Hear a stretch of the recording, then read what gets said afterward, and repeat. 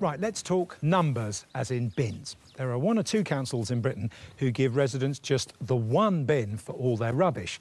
The national average, though, apparently is 4 bins per household.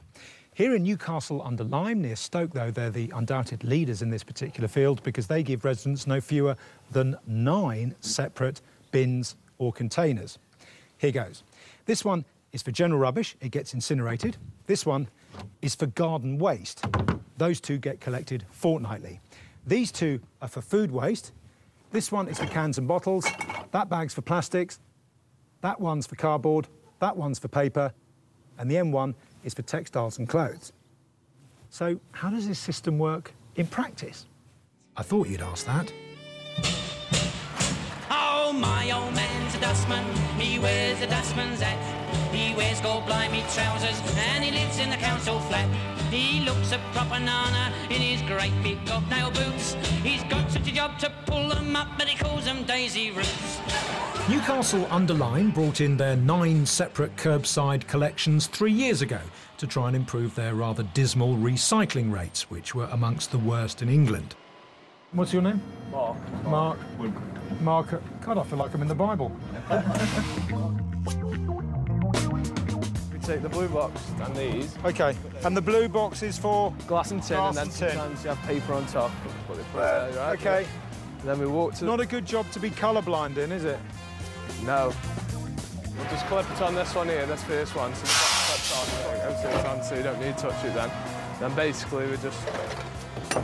normally get... Oh, you pour it in? If it was all glass, then I'd take the box in and flip it in. OK. But it's not all glass, so we'd get the glass out here. So you're part of the sifting process then? Yeah. So it's kind of, you do all the sifting now so that they don't have to do it at the depot? Yeah. OK. Have I got the job? Not yet, need to impress a bit more. Dealing with waste is expensive, and separating it at the curbside is the most expensive system of all. It costs this council alone £3 million a year. It's like a mini factory, isn't it? It collects, it separates, it crushes. Yeah, it crushes the tins. It recycles, amazing. So that's papers, glass, tin, food. Yeah. I've got it. It's always bread and fruit and veg. But if you keep fruit and veg in the fridge, it lasts for longer. After a while, I thought I'd leave the boys to it and find out what one local resident thought of having to cope with 9 different bags, boxes and bins. Eric, hello, nice to meet you. Good morning. How does it work for you? Fine, as long as you are well organised, it works very well. Other councils do this thing called co-mingling. Yes. You just throw it all in one big bin and they sort it out later. Would you not prefer that? I mean, some people would. I don't like the idea because it's not encouraging me to think about recycling and what can be recycled. But although Eric's happy, this council has been criticised by those who say the system's too expensive and confusing and places too much pressure on householders. 9 bins and containers is an awful lot, Trevor. Why so many?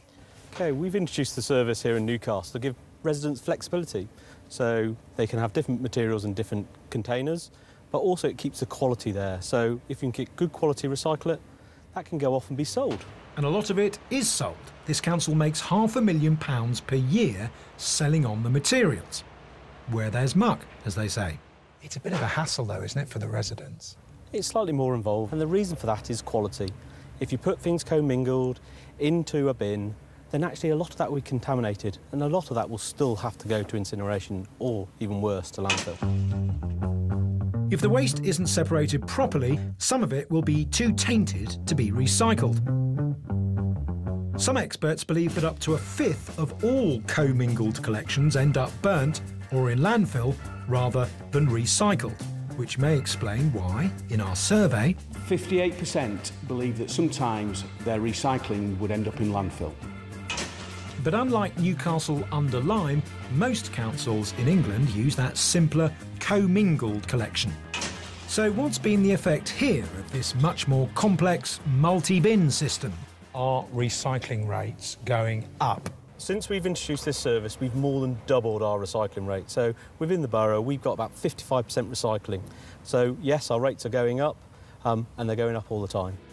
So here at least they're not put off by the extra effort they have to make. Separating at curbside may be expensive, but it does ensure that pretty much all of it gets recycled.